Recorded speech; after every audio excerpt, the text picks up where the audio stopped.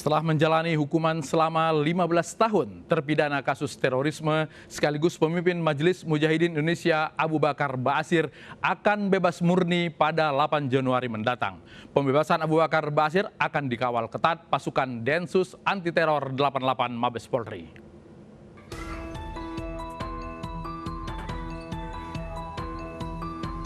Di Pondok Pesantren Al-Mukmin Ruki Sukoharjo inilah Abu Bakar Ba'asyir akan tinggal jika bebas nanti. Pihak keluarga tidak mempersiapkan penyambutan ataupun kegiatan. Hal ini berkaca pada pengalaman Januari 2019 yang ternyata tidak benar. Hingga kini pihak keluarga belum menerima surat resmi perihal pembebasan Ba'asyir.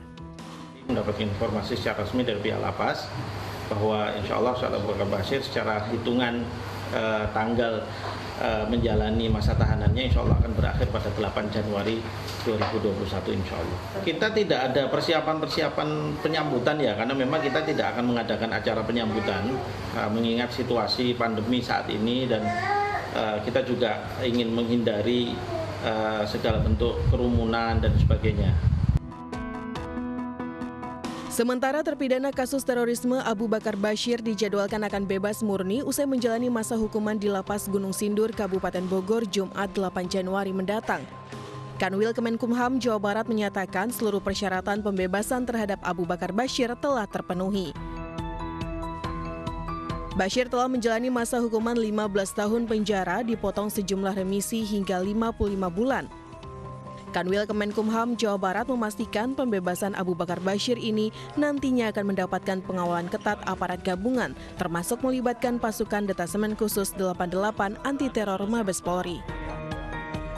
Setelah melalui proses menjalani pidana, nanti hari Jumat tanggal 8 Januari 2021 akan kami bebaskan. Tentunya pembebasan ABB dilakukan oleh lapas yang akan berkoordinasi dengan stakeholder pengamanan terkait, karena dalam rangka pembebasan napiter ini masih dilakukan upaya pengawasan lanjutan oleh pihak-pihak terkait untuk keamanan dan ketertiban yang bersangkutan sendiri.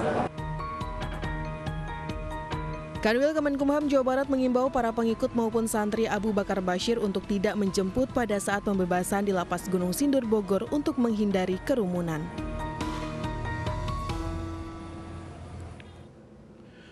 Hubungan Abu Bakar Ba'asyir dengan pemerintah kurang mesra, bahkan cenderung panas sejak lama. Sejak tahun 83, nama Abu Bakar Ba'asyir sudah disebut-sebut karena menolak asas tunggal Pancasila. Setelahnya, nama Abu Bakar Ba'asyir selalu erat dengan kegiatan teror di Indonesia. Bagaimana perjalanan kasus Abu Bakar Ba'asyir di Indonesia? Berikut liputannya.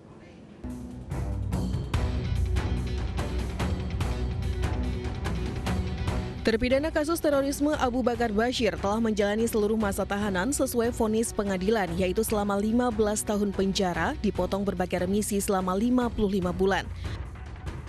Abu Bakar Ba'asyir ditangkap di Ciamis, Jawa Barat pada 9 Agustus 2010 dan divonis 15 tahun penjara oleh Majelis Hakim Pengadilan Negeri Jakarta Selatan pada 2011. Amir Jamaah Ansarut Tauhid ini terbukti menggerakkan orang lain dalam penggunaan dana untuk melakukan tindak pidana terorisme. Selain itu, pimpinan Pondok Pesantren Al-Mukmin Ruki Sukoharjo, Jawa Tengah ini juga pernah ditangkap atas sejumlah dakwaan yang berbeda. Pada tahun 1983, Abu Bakar Ba'asyir bersama Abdullah Sungkar ditangkap dengan tuduhan menghasut orang untuk menolak azas tunggal Pancasila. Dia juga melarang santrinya untuk hormat kepada bendera merah putih dengan menyebutnya sebagai perbuatan syirik. Pengadilan memvonis keduanya selama 9 tahun penjara. Pada Maret 2005, pimpinan Majelis Mujahidin Indonesia ini divonis 2 tahun 6 bulan karena terbukti terlibat dalam peledakan bom di Hotel JW Marriott tahun 2003. Meski dinyatakan bersalah, namun lolos dari jeratan bom Bali II. Pada Januari 2019, pemerintah berencana membebaskan Bashir dengan alasan kemanusiaan. Rencana pembebasan itu sempat menuai pro dan kontra. Yusril Ihza Mahendra sebagai perwakilan Presiden Joko Widodo menuturkan pembebasan tanpa syarat.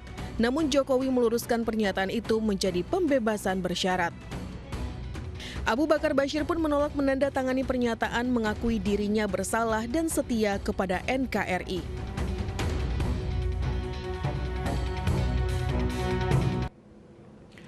Bagaimana kita memaknai pembebasan Abu Bakar Ba'asyir yang hari ini sudah berusia 82 tahun 5 bulan? Saya akan berbincang dengan tamu istimewa yang sudah hadir di Newsroom iNews. Ada Dr. Irfan Idris, Direktur Deradikalisasi BNPT. Selamat malam. Selamat malam. Apa kabar? Baik. Nggak boleh salaman kita, harus jarak jauh. Alhamdulillah. Ya, baik. Pak Irfan, bagaimana kita memaknai pembebasan Abu Bakar Ba'asyir ini? Apakah ini sekedar upaya kemanusiaan mengingat usia Pak ABB yang sudah sangat sepuh 82 tahun 5 bulan? Atau ada makna lain kalau dari BNPT? Jadi memaknai pembebasan tanpa syarat Abu Murni Bakar. ya? Murni, Ah. pembebasan murni. Ya, Karena tidak sedikit juga mantan narapidana teroris yang kami bina di dalam lapas bebas dengan berbagai syarat, diantaranya ikut program deradikalisasi, menandatangani kesetiaan kepada NKRI. ya. Akan tetapi syarat-syarat itu nampaknya Abu Bakar Ba'asyir belum meyakini dan belum menyetujui. Akhirnya beliau bebas murni Oke. dan akan kembali kepada pesantren dan bergabung kepada keluarga. Saya kira kita berharap kepada segenap masyarakat ya, agar jangan mudah terprovokasi oleh berbagai macam paham-paham atau provokasi-provokasi yang mengatasnamakan agama, kemudian pada sisi lain menganggap negara Kesatuan Republik Indonesia ini sebagai negara yang togut. Oke. Seluruh napi terorisme kalau mau keluar harus tanda tangan kesetiaan kepada negara. Itu kewajiban. Bukan kewajiban, tetapi konsekuensi jika seorang narapidana teroris berapapun vonisnya Ya. itu disyaratkan untuk mengikuti program deradikalisasi di dalam lapas Ya. dan yang dilaksanakan oleh dan atau BNPT Dirjempas. Kalau Dirjempas namanya programnya itu adalah pembinaan kemandirian dan pembinaan kepribadian. Ya. Jadi program deradikalisasi sesungguhnya adalah terkait dengan pembinaan, pendampingan dan pemberdayaan. Oke. Dan semua napi yang mengikuti program deradikalisasi itu diusulkan untuk mendapatkan pembebasan bersyarat. Artinya kalau mau tanda tangan bisa bebas di bawah dari hukuman yang dijatuhkan. Kalau mau bebas bersyarat, Ya. ikut program yang ditetapkan oleh pemerintah, Ya. oleh BNPT dan Ditjenpas. Andainya dulu Pak Abu Bakar Ba'asyir mau menandatangani itu, dia akan bebas kapan? Bebas dengan syarat. Iya, kapan itu? Ya, 2/3 dari masa tahanan. Artinya jauh lebih Jauh awal dari lebih sekarang. awal dari sekarang. Pak ABB memilih kemudian menunggu Memilih sampai kemudian selesai. untuk tidak mengikut program deradikalisasi. Oke. Ya, konsekuensinya harus murni. Murni. Mengikuti dan menjalani pidana yang divonis oleh Pengadilan Jakarta Selatan. Bagi BNPT tidak mau tanda tangan, tidak mau ikut deradikalisasi, itu menandakan apa? Jika seorang binaan WBP, warga binaan pemasyarakatan Ya. teroris, jika tidak mengikuti dan tidak menyetujui persyaratan itu, otomatis dia menjalani pidana selama jumlah putusan Itu dari ditetapkan segi di pengadilan. itu dari segi jumlah hukuman. Siap. Tapi tentu saja deradikalisasi yang dibuat oleh BNPT itu kan ada tujuannya. Ya. Karena mereka masuk karena radikal, maka perlu dihilangkan radikalismenya.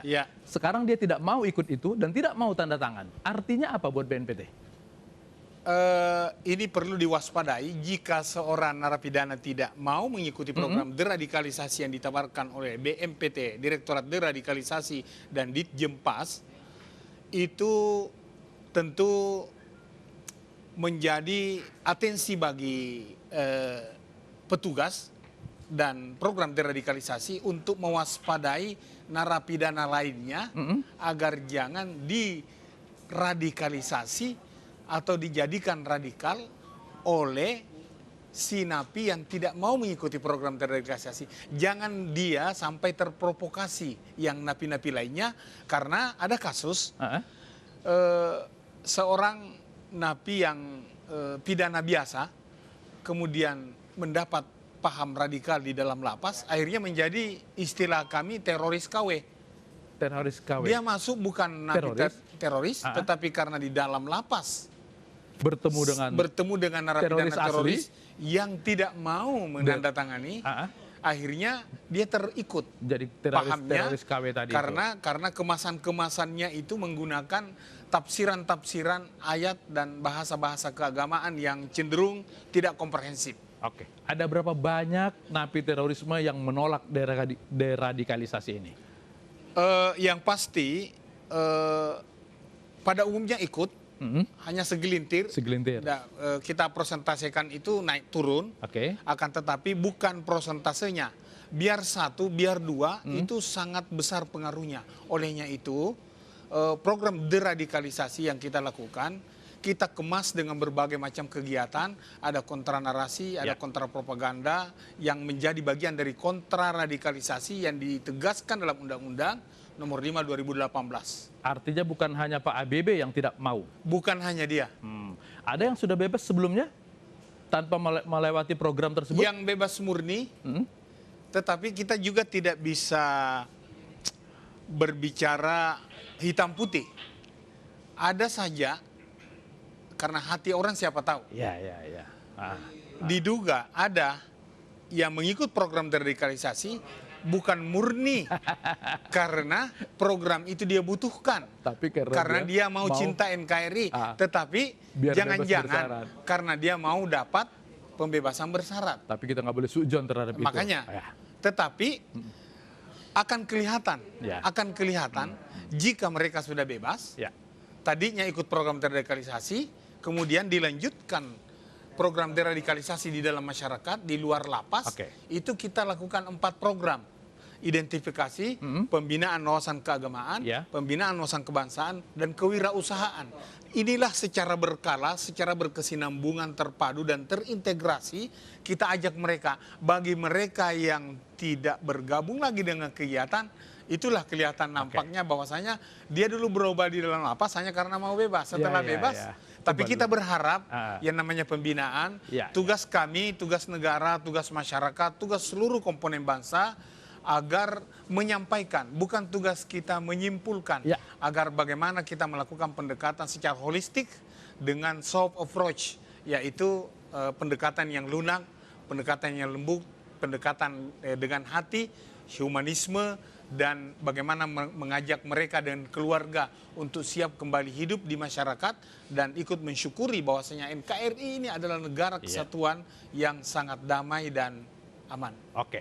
Setelah bebas, rencananya pengantaran ke Ngeruki akan dikawal ketat oleh Densus, kemudian juga Polda Jateng menyatakan penjemputan akan dibubarkan. Apakah ini bagian yang khusus untuk Pak Abu Bakar Ba'asyir karena tidak mau ikut deradikalisasi, atau ini standar untuk pembebasan napi teror? Ada 2 alasan. Yang pertama karena SOP-nya seperti itu. Bahkan di Direktorat Deradikalisasi, pimpinan Bapak Kepala BMPT, Komjen Pol Boy Rapli Amar, mengingatkan untuk menyampaikan secara resmi surat tertulis kepada aparat keamanan dan Babinsa Babinkan Tibmas, RT RW, penghulu penyuluh setempat, agar mereka mengetahui bahwasanya ada warga kita yang baru tinggal di sini. Yang kedua, karena protokol kesehatan tentunya, kita harus tetap waspada karena nampaknya corona belum melandai. Jadi lebih kepada standar, lebih kepada SOP-nya. SOP saja. Baik, Pak Irfan, kita akan bergabung juga dengan Haris Abu Ulya, seorang pengamat terorisme yang bergabung lewat daring. Pak Haris, selamat malam. Selamat malam. Di studio Latif Siregar dan ada Pak Irfan Idris dari BNPT. Oke, selamat malam Pak. Oke. Waalaikumsalam. Alhamdulillah. Masya Allah. Kalau bagi Bung Haris, memaknai pembebasan Pak Abu Bakar Ba'asyir ini seperti apa? Ya, yang pertama, beliau sebagai warga negara yang dia punya hak bagaimana warga negara yang lain. Beliau telah memberikan semua jadi hukuman yang dijatuhkan pada beliau dengan vonis 15 tahun dengan hukuman remisi 55 bulan. Dan dari mulai tahun 2010. Dan pada hari Jumat itu beliau bebas murni, bukan mengambil bebas bersyarat, tapi bebas murni. Dan ingat bahwa beberapa tahun yang lalu, 2019 dan sebelumnya juga ada rencana pemerintahan Jokowi untuk memberi kebebasan beliau karena faktor kemanusiaan. Jadi beliau sebagai pihak punya kewenangan, yakni lapas, jadi beliau sudah menjalankan semua jadi kewajiban beliau sebagai warga lapas. Jadi mulai dari LP maksimum security di Nusa Kambangan, kemudian berlanjut di LP Gunung Sindur, dan besok bebas murni hari Jumat. Jadi oleh karena itu, saya pikir ya kita harus hargai, kita harus juga hormati dia sebagai seorang warga negara.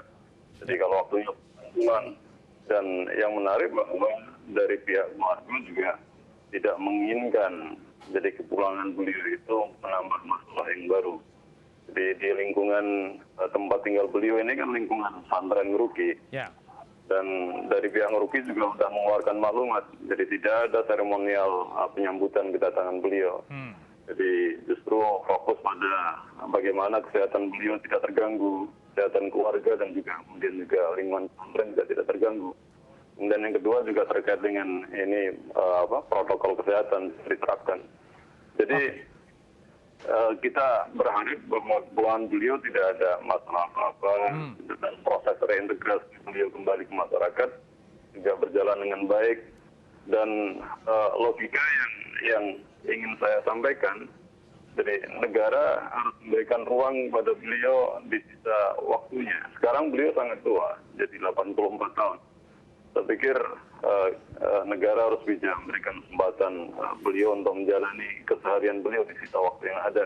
Baik. Dan kalau boleh saya katakan, justru kalau masih bicara tentang soal ancaman terorisme, di mana beliau dijadikan sebagai salah satu faktor pemicu munculnya ancaman terorisme, justru negara itu yang baik bagaimana menjadikan beliau itu orang yang bisa steril dari faktor-faktor yang bisa menyeret beliau pada isu terorisme.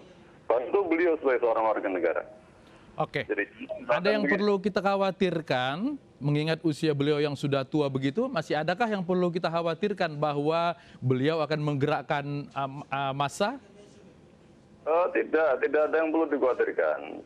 Jadi menurut saya tentang ancaman-ancaman itu lebih pada ancaman imajinatif sebenarnya.